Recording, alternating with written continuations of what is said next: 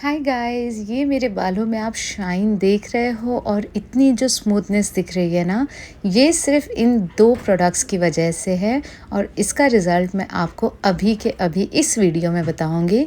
तो इस वीडियो को स्किप किए बिना एंड तक देखना और चैनल पे नए हो तो सब्सक्राइब ज़रूर करना। सो गाइस, चलिए मैंने अपना हेयर वॉश कर लिया है। मैंने सिर्फ शैम्पू वॉश किया है, कंडीशनर अप्लाई नहीं किया है, क्योंकि हम एक डीप कंडीशनिंग, एक डीप नरिशमेंट ट्रीटमेंट कर रहे हैं ना, तो उसके लिए हमें कंडीशनर करने की ज़रूरत नहीं है, क्योंकि एनीवेज हम जो है एक मास्क लगा रहे हैं अपने बालों में। तो जैसे कि आपने पहले भी देखा गाइस, मेरे पूरे हेयर में जो है कलर है, यानी कि मेरे जो हेयर है केमिकली ट्रीटेड हेयर हैं। सो अगर केमिकल है आपके बाल में, दैट डजंट मीन कि आप एलोवेरा जेल यूज़ नहीं कर सकते हो। एलोवेरा जेल एक ऐसी चीज़ है ना गाइस, जो कि बहुत ही बेनिफिशियल है हर टाइप के हेयर स्किन के लिए। चाहे फिर आपने कलर ट्रीटमेंट किया हो या स्ट्रेटनिंग की हो, स्मूथनिंग की हो, या कोई भी तरीके का केमिकल ट्रीटमेंट किया हो, आप एलोवेरा जेल यूज़ कर सकते हो। द ओनली थिंग इज़, उसका जो यूज़ करने का तरीका होता है वो हर हेयर टाइप के लिए अलग अलग होता है। सो गाइस, चलिए मैंने अपने बालों को अच्छे से कोम कर लिया है और अब जैसे कि आपने देखा था, मेरे जो हेयर है वो कलर ट्रीटेड हेयर है, यानी कि काफ़ी ज़्यादा मेरे बालों में हेयर कलर किया हुआ है। इनफैक्ट ये जो नीचे के बाल है, यहाँ पर जो है हमने प्री लाइट किया हुआ था, यानी कि ब्लीच किया हुआ था। एज वेल एज मैं जो है अपने हेयर में वाइट हेयर की वजह से हर थोड़े दिन में रूट टचअप भी करती हूँ, कलर एप्लीकेशन करती हूँ। And I think 6 to 7 months पहले जो है मैंने अपने बालों में नैनोप्लास्टिया भी किया था। So basically all types of chemical treatment जो है मेरे बालों पे हो चुके हैं, फिर भी मैं एलोवेरा जेल यूज़ कर रही हूँ, पर उसको यूज़ करने का जो तरीका है मेरे बालों के लिए अलग है। सो जिस किसी के बाल केमिकली ट्रीटेड हेयर हैं, उनको अपने एलोवेरा जेल में क्या मिक्स करना है वो मैं आपको बताऊँगी। तो गाइज़, यहाँ पर है मेरे पास लॉरियल का मास्क, स्मूथनिंग मास्क। ये डब्बा आपने बहुत सारे लोगों ने देखा होगा। तो आप इस तरीके का कोई भी डीप कंडीशनिंग मास्क ले सकते हो। अगर आपके पास इस तरीके का कोई भी मास्क अवेलेबल नहीं है ना, तो आप अपना कंडीशनर भी यूज़ कर सकते हो। आप अपने कंडीशनर से भी डीप कंडीशनिंग या फिर इस तरह का एक छोटा सा हेयर स्पा घर पर कर सकते हो, जिससे कि आपके बालों में बहुत सारे बेनिफिट मिलेंगे। सो यहाँ पर था गाइस मेरे पास एलोवेरा जेल, जो कि 2 लीफ से मैंने निकाला है, यानी कि जो एलोवेरा के जो पत्ते होते हैं, जो उसका झाड़ होता है, उसमें से मैंने 2 मीडियम साइज़ के लीफ लिए थे, जिसको मैंने उसका जो जेल है वो निकाल लिया था। और उसके लिए मैंने यहाँ पर लिया है 1 टेबलस्पून हेयर स्पा मास्क, और इसको जो है हम इसमें अच्छे से मिक्स कर लेंगे। तो ये वाला जो मिक्सचर है ना गाइस, ये आप किसी भी तरह के केमिकल ट्रीटमेंट के ऊपर कर सकते हो, जब उस केमिकल ट्रीटमेंट का रिजल्ट आपको लगता है कि जा रहा है मेरे बाल से। जैसे कि जब हम कलर कराते हैं तो हमारा जो कलर है बहुत ही फ्रेश और बहुत ही शाइनी लगता है, बट कुछ टाइम के बाद जो हमारी शाइन होती है वो डल हो जाती है।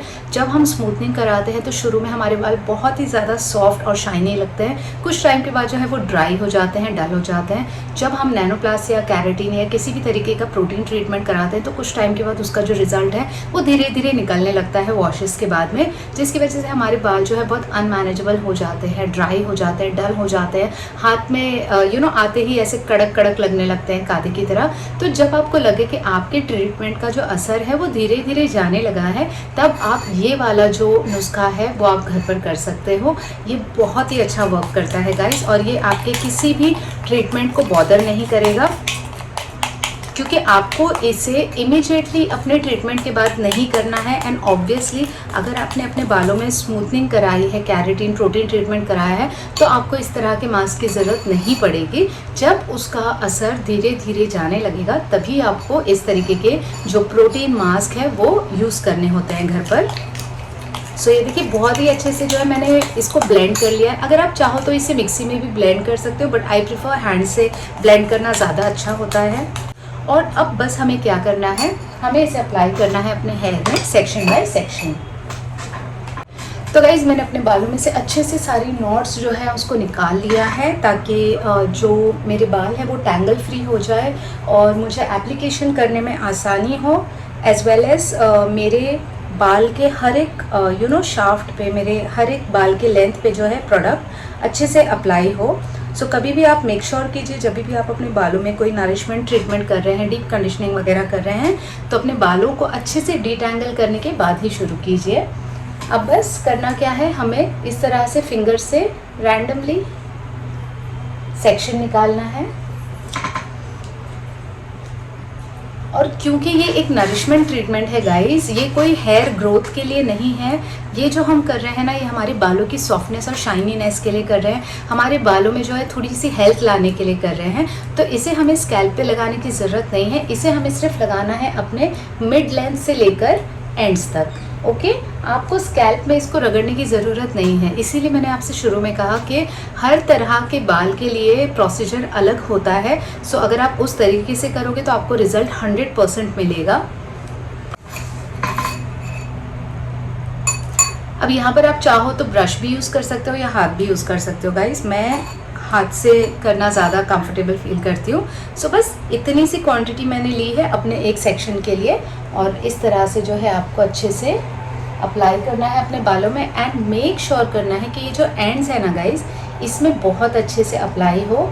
और अप्लाई करने के बाद आपको इस तरह से रब नहीं करना है, क्योंकि जब आप कोई भी मास्क या कोई भी ट्रीटमेंट लगा के अपने हेयर को रब करते हो ना, तो उससे आपके हेयर के क्यूटिकल्स जो है वो डिस्टर्ब हो जाते हैं, जिसकी वजह से रिज़ल्ट अच्छा आने की बजाय रिज़ल्ट ख़राब आ जाता है। अगर आप चाहते हो कि इस ट्रीटमेंट के बाद आपके बाल जो हैं वो बिल्कुल स्ट्रेट, सिल्की, शाइनी दिखे ना, तो आपको इसे रब नहीं करना है, इसे आपको स्ट्रेट मूवमेंट में ही अच्छे से अप्लाई करना है। जितना आप इसे अच्छे से इस तरह से एप्लीकेशन करोगे ना, तो आपके जो क्यूटिकल्स है वो प्रोडक्ट को अंदर लेके बंद होते जाएंगे। इस तरह से करने से हमारे जो हेयर के क्यूटिकल्स है वो क्लोज हो जाते हैं, तो प्रोडक्ट हमारा अंदर जाएगा, क्यूटिकल्स हमारे क्लोज हो जाएंगे, जिससे कि हमारा जो हेयर है ना, इस ट्रीटमेंट के बाद में काफ़ी हद तक मैनेजेबल लगेगा, शाइनी लगेगा, सॉफ्ट लगेगा। और जो छोटे छोटे बाल आप लोग देखते हो ना इधर उधर जा रहे हैं, मैनेज नहीं हो पा रहे हैं, वो अच्छे से मैनेज हो जाएंगे। सो ये देखिए, मैं रूट्स पे टच नहीं कर रही हूँ गाइस, लेकिन मैं जो रूट के पास के बाल है वहाँ पर भी अप्लाई कर रही हूँ, क्योंकि जो हमारा ये नेप एरिया होता है ना, यहाँ पर ज़्यादातर क्या होता है, सोते वक्त हमारे जो बाल है ना वो आड़े टेढ़े हो जाते हैं हमारे पोजीशन की वजह से, और उसकी वजह से जो हमारे बाल का जो टेक्सचर है ना वो ख़राब हो जाता है।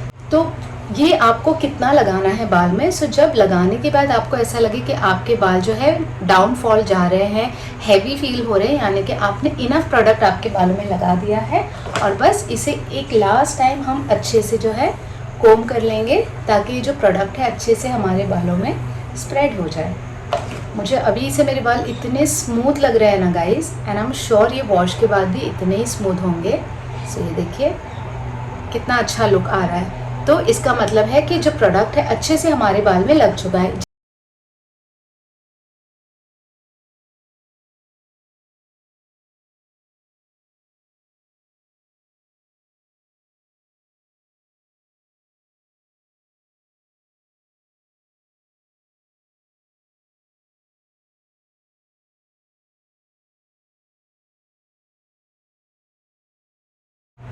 सो गाइस, ये साइड जो है मेरा अच्छे से कंप्लीट हो चुका है, लेकिन मैं इसको क्लिप नहीं लगाऊंगी, क्योंकि जब भी आप कोई इस तरीके का नरिशमेंट वाला ट्रीटमेंट करते हो ना, तो अवॉइड कीजिए क्लिप्स लगाना बाल में, गीले बालों में स्पेशली, बिकॉज क्लिप से जो है आपके बाल जो है डिस्टर्ब हो जाते हैं, आपका जो शेप है वो डिस्टर्ब हो जाता है। सो मैं तो प्रेफर नहीं करती हूँ क्लिप लगाना। और जब आपका पूरा प्रोसीजर कंप्लीट हो जाएगा, उसके बाद भी आपको बालों में क्लिप नहीं लगाना है। आप चाहो तो शार कैप लगा सकते हो, या फिर एक हल्के से किसी दुपट्टे के साथ में जो है अपने बालों को कवर कर सकते हो।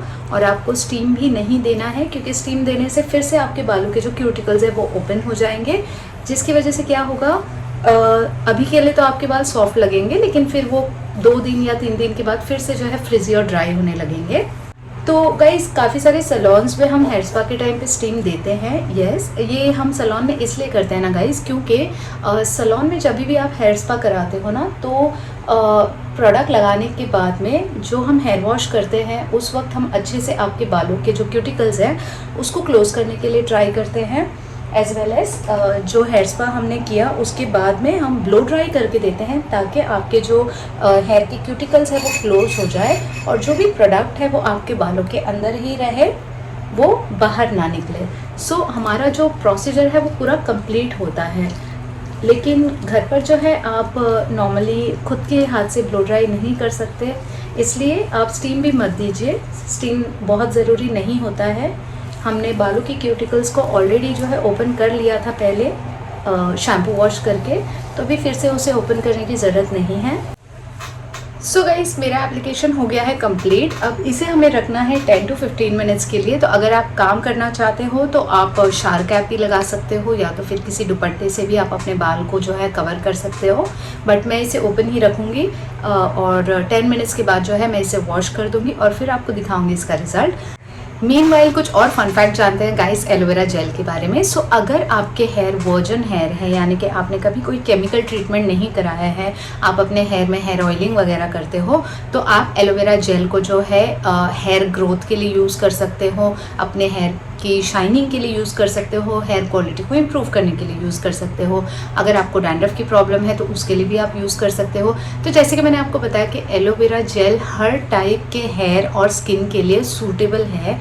इट्स जस्ट दैट आपको सही तरीका आना चाहिए।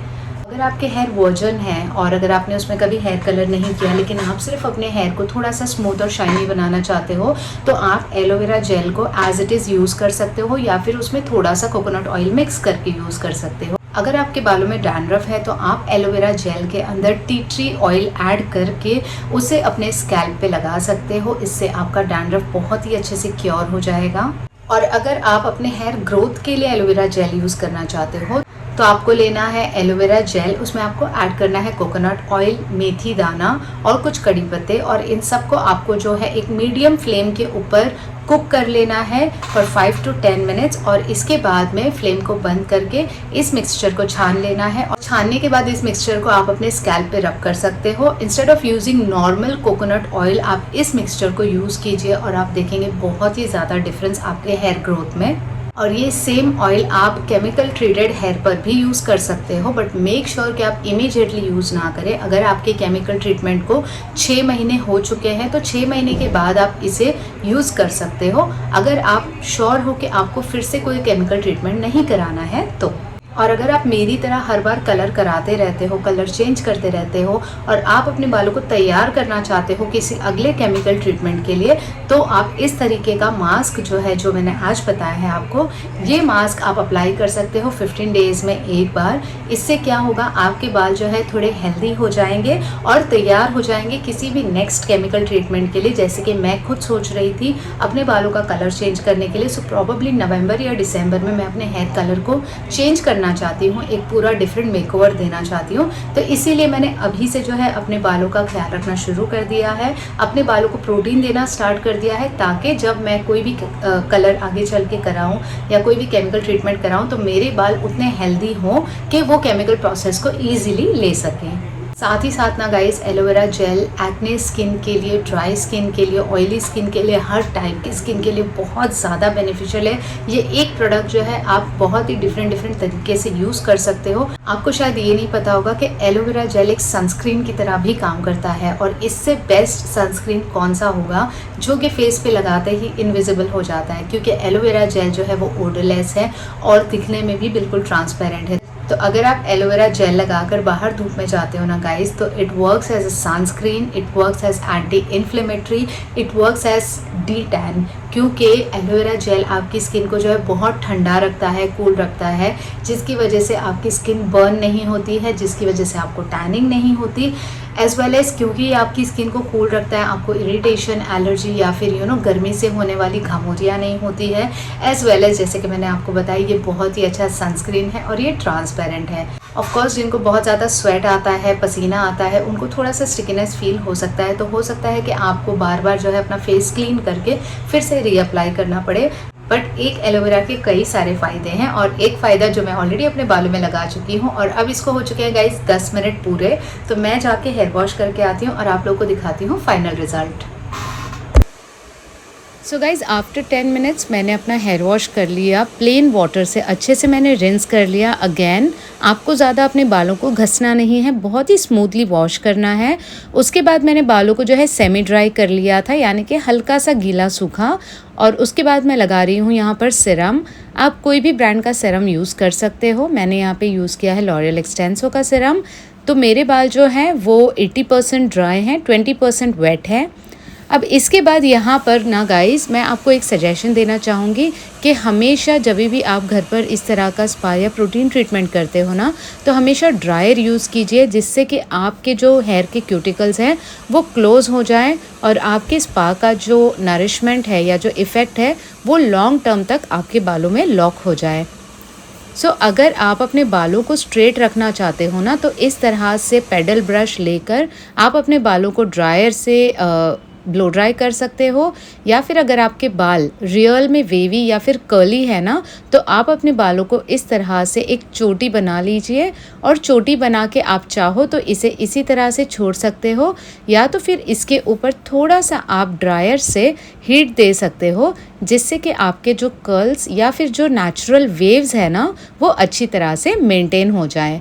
बट मेरे बाल वेवी नहीं हैं, मेरे बाल रियल में स्ट्रेट ही हैं, इसलिए मैंने अपने बालों को हल्का सा पेडल ब्रश से जो है स्ट्रेट कर लिया था। और यहाँ पे आप देखोगे गाइस कितना डिफरेंस दिख रहा है मेरे बालों में। शाइन बहुत अच्छी आ गई है, वॉल्यूम भी अच्छा लग रहा है और काफ़ी हेल्दी लग रहे हैं। एंड्स अगर आप देखोगे मेरे बालों के तो काफ़ी सील्ड लग रहे हैं, यानी कि जो फ्रिजीनेस था वो काफ़ी हद तक कम हो गया है।